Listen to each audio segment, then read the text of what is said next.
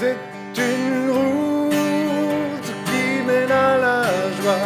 C'est le chemin qui remplit de foi. Sans aucun doute, je marche à grands pas qui mène à la paix du roi des rois. C'est une route qui mène... Bonjour et bon dimanche. J'espère que vous allez tous bien. Je voudrais commencer par faire une pub. Il faut absolument que vous vous procuriez ce film. Est-ce que tu le vois bien à l'écran? C'est vraiment un film fabuleux. Et je vous le recommande de tout mon cœur. Vous pouvez l'acheter sur Internet, dans n'importe quel magasin, enfin pas dans les boucheries ni dans les boulangeries, mais dans les magasins spécialisés. C'est sur la vie de Jésus. C'est magnifique. Magnifique. Ça s'appelle The Chosen. J'espère que je prononce bien. Je crois que ça veut dire le choix. C'est ça, hein? Voilà. Et c'est seulement la saison 1. Il y a une saison 2 qui va sortir bientôt. Et voilà, je suis très content de vous le présenter. C'est magnifique. En fait, c'est une série dans ce coffret. Il y a 8 épisodes. Donc, il y a à peu près 6 heures de film. Déjà, c'est magnifique. Procurez-vous-le. Voilà, on va commencer par lire la parole de Dieu ce matin dans Matthieu chapitre 22 au verset 15. Matthieu 22, 15.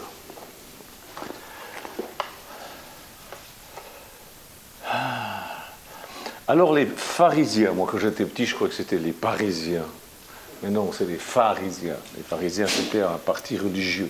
Les pharisiens s'éloignèrent et discutèrent entre eux pour trouver une question qu'ils pourraient poser à Jésus afin de le prendre au piège par ses propres paroles. Vous vous rendez compte, il venait de faire un miracle, et puis voilà la réaction des religieux.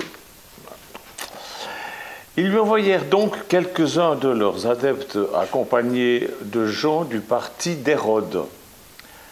Ces émissaires l'abordèrent en disant « Maître, nous savons que tu es franc et sincère et que tu enseignes en toute vérité comment il faut vivre selon la volonté de Dieu. Tu n'as peur de personne et tu ne t'inquiètes pas de ce que les autres en pensent car tu ne regardes pas la position sociale des gens. Dis-nous donc ce que tu penses de ceci. A-t-on, oui ou non, le droit, d'après notre loi, de payer des impôts à l'empereur romain ?» Mais Jésus, pénétrant leur ruse, leur lança, espèce d'hypocrite. « Pourquoi essayez-vous de me prendre au piège? Montrez-moi une pièce qui sert à payer cet impôt. » Ils lui présentèrent une pièce d'argent. Alors il leur demanda, « Cette effigie et cette inscription, de qui sont-elles? De César. » Et Jésus leur répondit, « Rendez donc à César ce qui appartient à César et à Dieu ce qui revient à Dieu. » Amen. Jésus, je te prie de bénir ces paroles que je vais apporter ce matin et qu'elles aident mes frères et sœurs à être des disciples et non des religieux. Merci Jésus. Amen. Les autorités juives persistaient sans relâche dans leurs efforts bien décidés à tenter Jésus et à entraîner Jésus à commettre un acte ou à dire une parole qu'il pourrait utiliser contre lui afin de l'accuser, n'est-ce pas, d'une manière ou d'une autre. Ils cherchent à lui faire commettre un délit, soit en vertu de leurs propres lois, les lois de Moïse, des lois aussi qu'ils avaient inventées parce qu'ils en avaient rajouté un paquet, ou soit en vertu des lois romaines. Les Romains occupaient à cette époque Israël. Alors ils se consultent. Qui se consultait? Eh bien des pharisiens, c'est-à-dire les religieux, se consultaient sur les moyens de prendre Jésus au piège de ses propres paroles. Ces religieux étaient très sectaires. Mais là, ils ont mis de côté leurs préjugés partisans et ils ont conspiré avec les Hérodiens. Les Hérodiens, c'était une faction politique. Les Hérodiens avaient un objectif, maintenir la famille d'Hérode au pouvoir. La famille d'Hérode n'existait que par le pouvoir de Rome.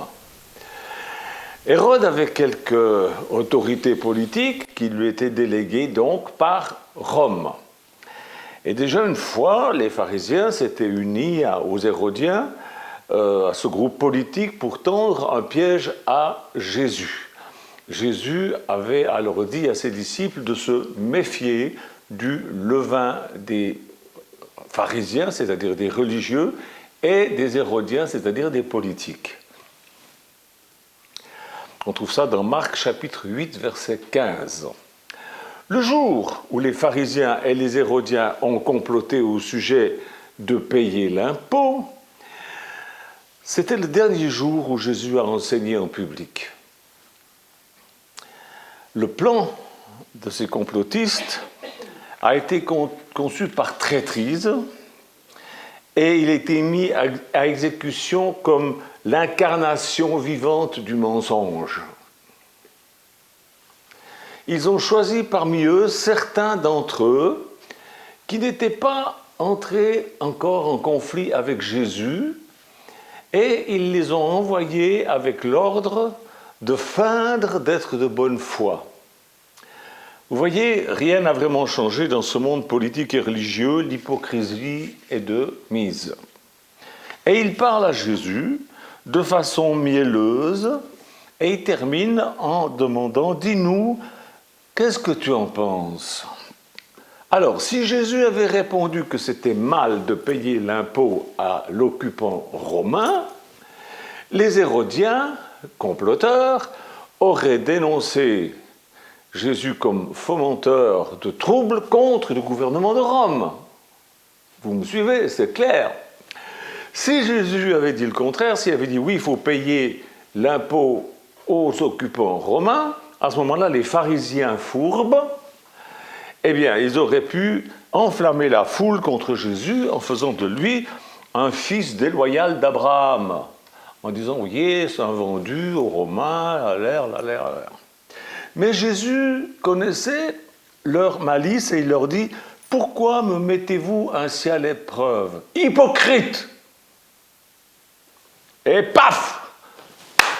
J'aime Jésus. Il leur parle clairement. Et leurs paroles flatteuses, religieuses et politiques ont été coupées par l'épithète flétrissante de « hypocrite ». On va lire Matthieu chapitre 22, versets 18 à 21. Mais Jésus, pénétrant leur ruse, leur lança « Espèce d'hypocrite, pourquoi essayez-vous de me prendre au piège ? Montrez-moi une pièce qui sert à payer cet impôt. » Ils lui présentèrent une pièce d'argent. Alors il leur demanda cette effigie et cette inscription. De qui sont-elles ? De César. Et Jésus leur répondit, rendez donc à César ce qui appartient à César et à Dieu ce qui appartient à Dieu. C'est une réplique magistrale. Et dans la foule, il y avait des fanatiques qui croyaient que Jésus allait et voulait entrer dans Jérusalem pour se proclamer roi d'Israël et prince de la paix. Eh bien, cette réponse les a dégrisés. Cette parole magistrale, elle a fixé pour toujours la seule base biblique des rapports entre nos devoirs spirituels et nos rapports séculiers. Cette parole magistrale de Jésus a fixé pour toujours la séparation entre son Église et l'État. Et les apôtres, bien plus tard, ont édifié l'Église sur cette parole magistrale. Ils diront que les disciples de Jésus doivent obéissance aux lois du gouvernement établi et que les gouvernements sont institués par Dieu. Parfois, par l'intervention directe de Dieu, par exemple quand il a mis David comme roi, et parfois par permission.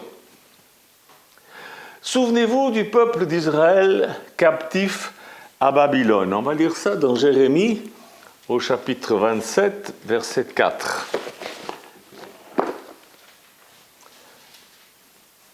Ainsi parle le Seigneur Yahvé, Seigneur des armées, le Dieu d'Israël. Voici ce que vous direz à vos maîtres.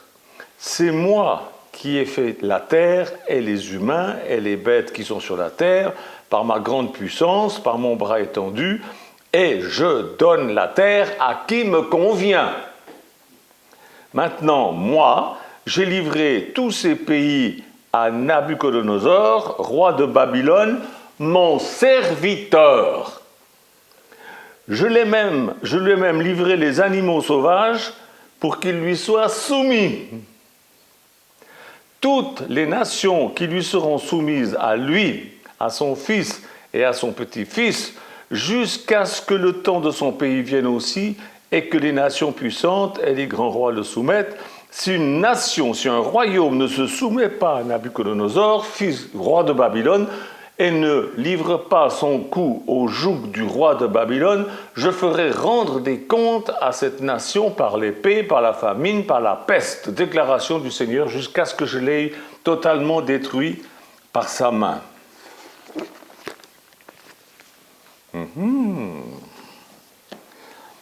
Israël était déporté à Babylone et Dieu leur dit « Soyez soumis au roi de Babylone, il est mon serviteur. » Et si vous n'êtes pas soumis, c'est vous qui allez passer à la casserole.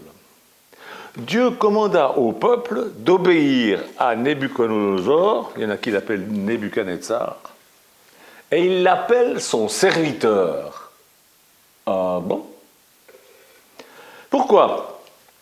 Parce que le Seigneur utilisait ce roi païen, écoutez-moi bien, pour châtier les enfants d'Israël qui avaient été infidèles aux alliances de Dieu.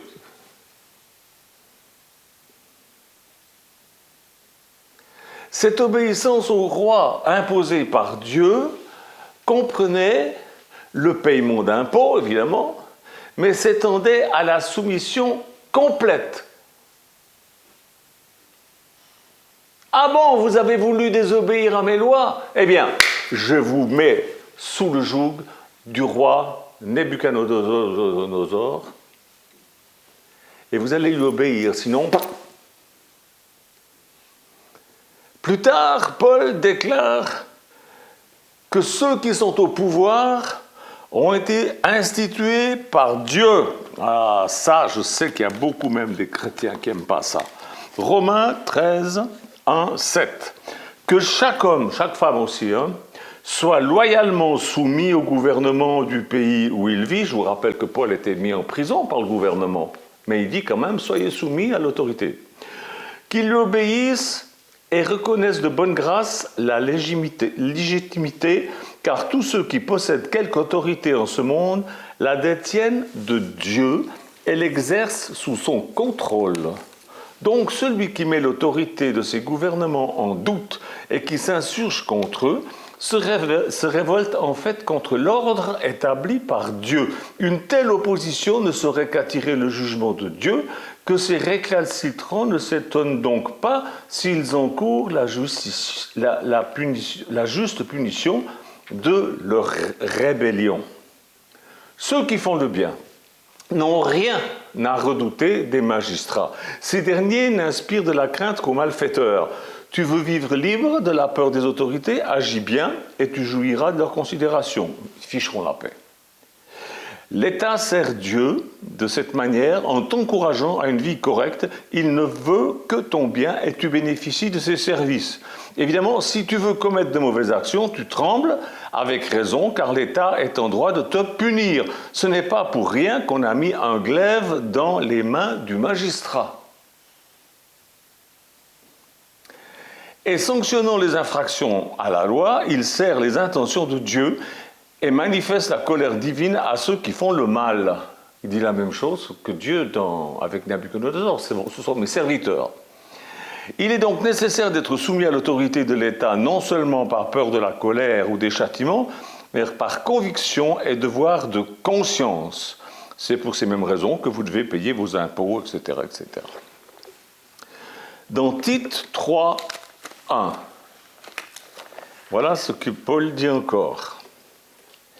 Rappelle à tous qu'ils ont à se soumettre à l'autorité de leurs gouvernants en obéissant aux lois, qu'ils soient prêts à collaborer à toute entreprise honorable visant à l'utilité commune, qu'ils ne jettent le discrédit sur personne en colportant des propos malveillants, qu'ils soient au contraire pacifiques et conciliants, ennemis des polémiques et des querelles, qu'ils soient doux, aimables envers tous les hommes, abordant chacun avec courtoisie et bonté.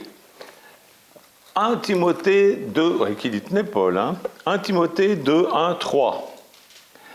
Il le dit parce que le chrétien, il râlait, il râlait toujours, comme aujourd'hui, jamais content.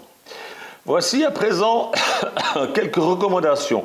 Je demande en tout premier lieu qu'on prie, que ce soit des prières d'adoration, des requêtes ou des actions de grâce, qu'on intercède pour tous les hommes sans oublier les chefs politiques, tous ceux qui sont au pouvoir et détiennent l'autorité afin que nous puissions mener une vie paisible et tranquille, loin des agitations, étant libres de servir Dieu conformément à sa volonté, en toute dignité et honorabilité. Une telle prière est bonne et utile au salut des autres. Elle plaît à Dieu notre Sauveur, car il veut que tous les hommes soient sauvés et parviennent à une parfaite connaissance de la vérité.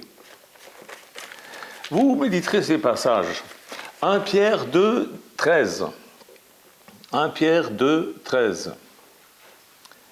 Soyez soumis pour l'amour du Seigneur à toute autorité instituée par les hommes, soit au chef de gouvernement qui détient le pouvoir suprême, soit à ses fonctionnaires qui le représentent, puisqu'ils sont chargés de punir les fauteurs de désordre et d'encourager ceux qui font le bien, car Dieu veut qu'en pratiquant le bien, vous réduisiez au silence les ignorants qui vous méconnaissent.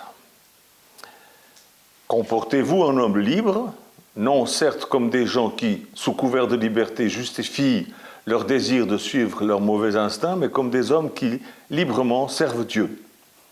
Témoignez à chacun le respect auquel il a droit, soyez polis avec tout le monde, aimez l'ensemble de vos frères, craignez Dieu et honorez le roi, ou le président si vous voulez. Et en démocratie, Dieu est toujours celui qui institue ceux qui sont au pouvoir. Et il a ses raisons. Raisons qui nous échappent peut-être. Mais ne soyez pas religieux, soyez des disciples de Jésus, paisibles, quoi qu'il arrive. Quoi qu'il arrive. Écoutez, Jésus, il parle d'image dans cette parole cinglante qu'il a lancée là. Quelle image était sur les pièces de monnaie à cette époque? C'était l'image de César. C'était l'image de César. Et ça, déjà, les Juifs, ils n'aimaient pas trop parce que les images, ils n'aimaient pas. Et puis, quel était le nom qui était sur les pièces? C'était le nom de César. Donc, rendez à César ce qui est à César. Et il ajoute un autre ordre, et à Dieu ce qui est à Dieu. Alors là, la plupart des pasteurs se mettent à prêcher sur la dîme et les offrandes, pas moi. J'y crois, mais je ne vais pas vous enseigner ça aujourd'hui. Votre vie de disciple de Jésus, elle est marquée de l'image de Jésus et de l'inscription du nom de Jésus. Vous portez le nom de Jésus. Jésus était l'image du Dieu vivant et aujourd'hui, alors qu'il est remonté au ciel, il a dit que c'est nous l'image. Donner à Dieu ce qui est à Dieu signifie donnez-vous vous-même à Dieu comme un sacrifice vivant et agréable. On trouve ça dans Romains chapitre 12, versets 1 et 2. Je vous demande donc, frères et sœurs, à cause de la bonté que Dieu vous a témoignée, de lui consacrer votre être entier, que votre corps, vos forces et toutes vos facultés soient mises à sa disposition comme une offrande vivante, sainte et digne d'être agréée. Ainsi, toute votre vie servira Dieu. C'est là le culte nouveau qui a un sens Le culte nouveau, c'est pas d'aller poser son derrière dans une église pour écouter un bon pasteur. C'est pas ça un culte. Le culte, réel culte nouveau, le culte qui a un sens et qui est logique, qui est conforme à ce que la raison nous demande, c'est de s'offrir soi-même comme des sacrifices vivants pour servir Dieu et servir les autres. Ne vous coulez pas simplement dans le moule de tout le monde. Ne conformez pas votre vie aux principes qui régissent le siècle présent. Ne copiez pas les modes et les habitudes du jour. Laissez-vous plutôt entièrement transformer par le renouvellement de votre mentalité. Adoptez une attitude intérieure différente. Donnez à vos pensées une nouvelle orientation afin de pouvoir discerner ce que Dieu veut de vous. Ainsi, vous serez capable de reconnaître ce qui est bon à ses yeux, ce qui lui plaît et qui vous conduit à une réelle maturité. C'est ça ce que doit faire quelqu'un qui porte l'image et le nom de Jésus. Il se donne à Dieu et il sert Dieu de cette manière. C'est ce que Paul dit. Et si Paul dit, je le dis, parce que ça c'est la vérité. Et puis tant pis si vous n'aimez pas. Donnez-vous à Dieu et à son service parce que vous êtes sa monnaie divine, sa valeur divine. Vous êtes la valeur de Dieu sur cette terre, vous êtes le sel de la terre, vous êtes la lumière du monde. C'est Jésus qui le dit. Vous portez son nom et son image. Les pharisiens religieux et les hérodiens politiques ont été réduits au silence par la sagesse, sans réplique, à la réponse de Jésus donnée à cette question de ruse. Quoi qu'ils fassent, ils ne peuvent pas prendre Jésus par ses propres paroles. Pour le prendre, ils vont être obligés de mentir. Ils ont été humiliés devant le peuple qui était témoin, ce que tout le monde a entendu. Alors, pour ne pas aggraver la situation embarrassante dans laquelle ils étaient, ils se sont barrés. C'est écrit au verset 22, ils le quittèrent et s'en allèrent. Tout penaud. Néanmoins, ils ont persisté dans leur dessein vil et traître, et devant Pilate, quand Jésus a été arrêté, ils ont accusé Jésus d'empêcher de payer l'impôt à César et qu'il disait qu'il était lui-même le roi. Vous voyez comment ils sont ? Luc 23, 2. Alors toute l'assemblée se leva et l'emmena Jésus chez Pilate. Là, ils portèrent contre lui l'accusation suivante. Nous avons découvert que cet homme sème le désordre parmi notre peuple. Il incite les gens à la révolte et leur interdit de payer l'impôt à l'empereur et se fait passer pour le Messie, le roi des Juifs. Saleté! C'est des saletés, ces gens-là. Et ils n'ont pas changé. Ils sont toujours pareils. Pas tous, mais la grande majorité. Et vous les écoutez. C'est une bande de menteurs. À cette époque, il y avait plein de gens pour les croire. Et aujourd'hui, il y a encore plein de gens pour les croire. Mais c'est effarant, ça. Aujourd'hui, vous allez voter que personne ne vous juge pour votre conviction. Mais sachez bien, Dieu sait ce qu'il fait. Et il arrivera ce qui doit arriver. Alors ne vous rebellez pas, quoi qu'il arrive. Soyez des disciples de Jésus. C'est lui qui, en fin de compte, et très bientôt, viendra pour régner pendant 1000 ans. Et vous le verrez descendre du ciel sur les nuées du ciel. Il viendra du ciel comme il est parti au ciel. Il y en a qui disent, à l'heure actuelle, il y en a un au Bénin, il a été arrêté là, qui dit qu'il est Jésus-Christ. Il y en a d'autres qui se disent être Jésus-Christ. Jésus-Christ ne reviendra pas comme ça. Il reviendra comme il est parti. C'est écrit qu'il reviendra comme il est parti, descendant du ciel. Tout œil le verra, tout genou fléchira devant lui. On le reconnaîtra aux marques qu'il a dans ses mains, dans ses pieds. Tous les autres sont des imposteurs. Même s'ils font des miracles, je m'en fous. Ce sont des imposteurs. Il régnera pendant 1000 ans avec ceux qui auront été ses disciples durant leur vie terrestre. Il faut que vous soyez de ceux-là. Si vous êtes de ceux-là, vous régnerez avec lui. Si vous n'êtes pas de ceux-là, je ne sais pas ce qui vous arrivera. Mais enfin bon, ça ne va pas être rigolo.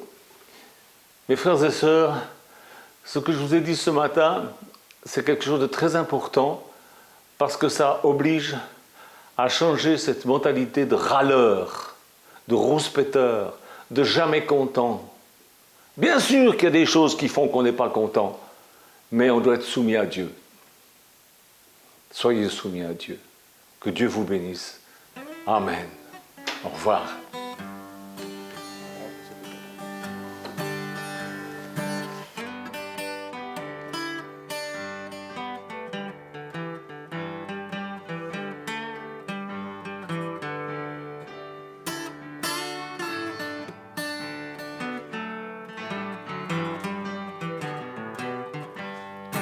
C'est une route qui mène à la joie, c'est le chemin qui remplit de foi. Sans aucun doute, je marche à grands pas qui mène à la paix du roi des rois.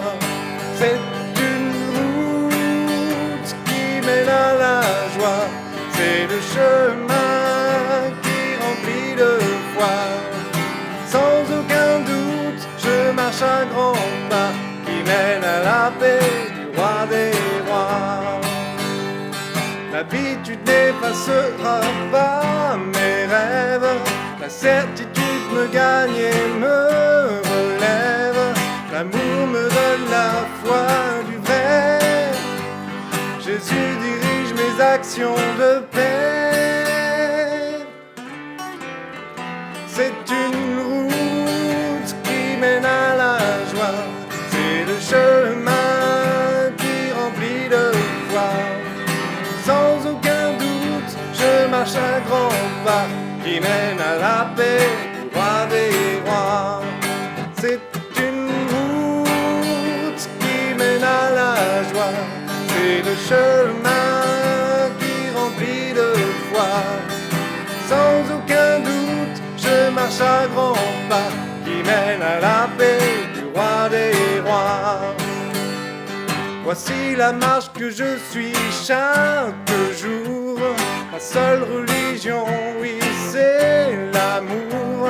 L'amour de Jésus pour moi. L'amour qui a été jusqu'à la croix. C'est une route qui mène à la joie, c'est le chemin qui remplit de foi. Sans aucun doute, je marche à grands pas qui mène à la paix du roi des rois. Oui, c'est une route qui mène à la joie, c'est le chemin qui remplit de foi. Sans aucun doute, je marche à grands pas qui mène à la paix du roi des rois, qui mène à la paix du roi des rois, qui mène à la paix du roi des rois.